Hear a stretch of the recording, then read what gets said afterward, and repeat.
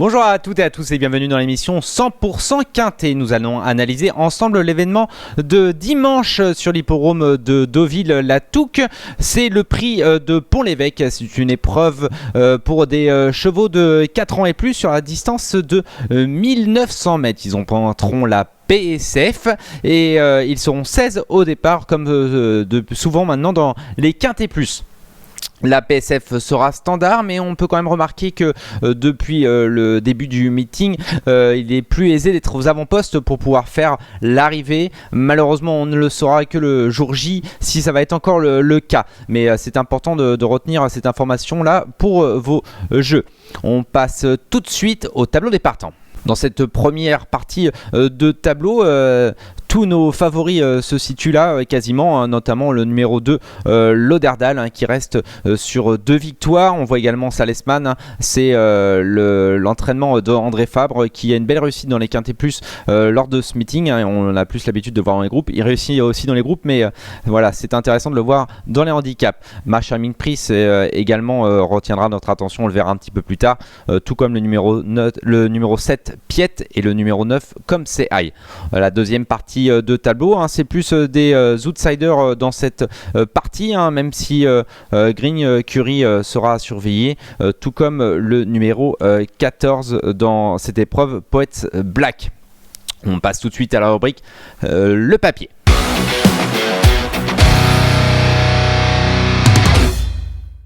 Dans cette épreuve, il y a un cheval qui me saute aux yeux, c'est le numéro 2, Lauderdale.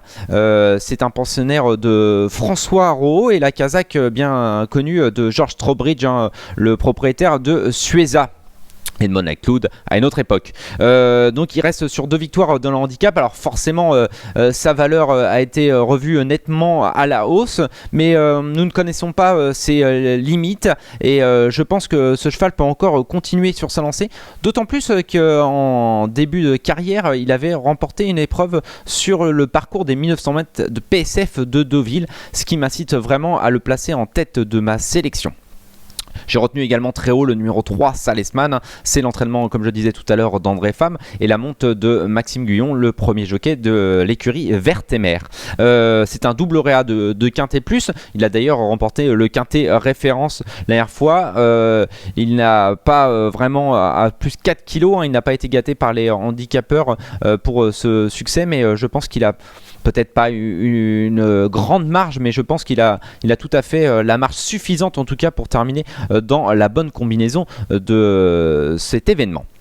Nous allons retenir également le numéro 5, Machaming Pris, 7ème du Quintet référence. Alors comme ça vous me dites 7ème, c'est pas terrible, mais il faut regarder sa dernière sortie.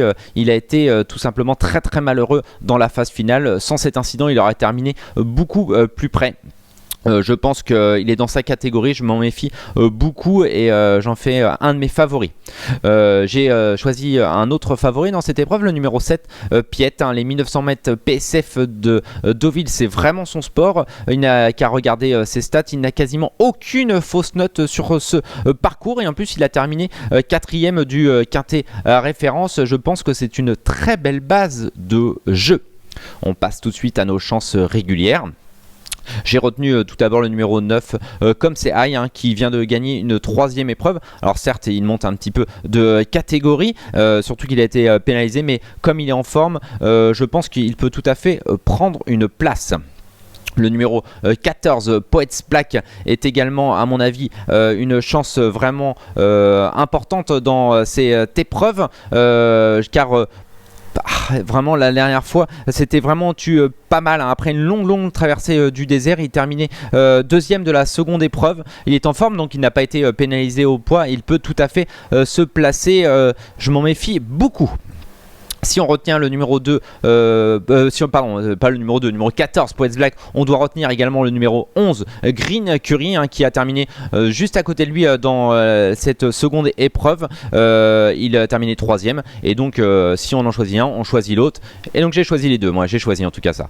Et J'ai également en chance régulière numéro 1 Richemont, hein, c'est le cheval de classe du lot. Ça fait longtemps qu'il n'a pas été dans les handicaps.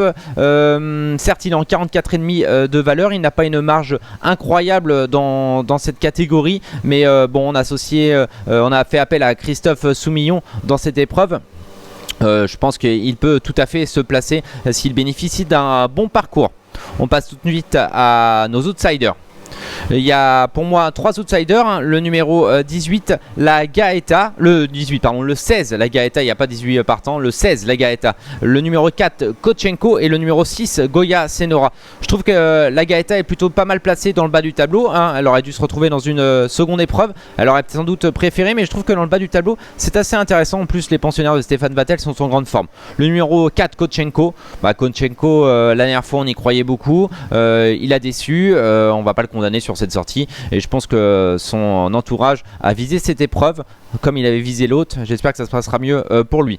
Et le numéro 6, Goya Senora, c'est l'entraînement en très grande forme de Yann Barbero et la monte de Greg Benoît. On ne peut pas aller contre.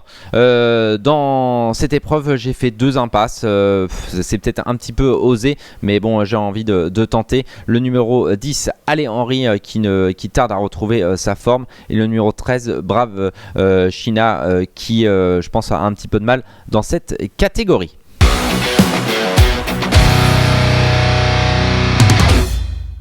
Il est maintenant l'heure de faire la rubrique que vous attendez le plus, hein, c'est notre choix.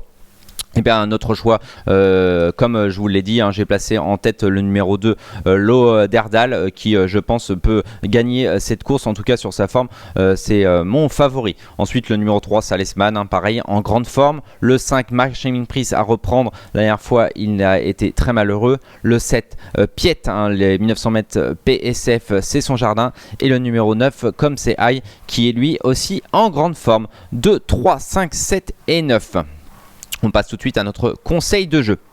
Notre conseil de jeu dans cette superbe réunion d'Auvillaise de dimanche, ça sera dans la 5e épreuve du programme. C'est le prix Jean Romanet. Le prix Jean Romanet avec le numéro 8, Odaria, la pouliche de James Fenshaw, la tenante du titre, qui revient cette année sur la terre de ses exploits. Entre temps, elle a gagné une Breeders' Cup. Certes, je pense qu'elle a eu besoin de cette rentrée, et je pense que cette fois, elle ne devrait pas taper loin. Elle peut défendre son titre.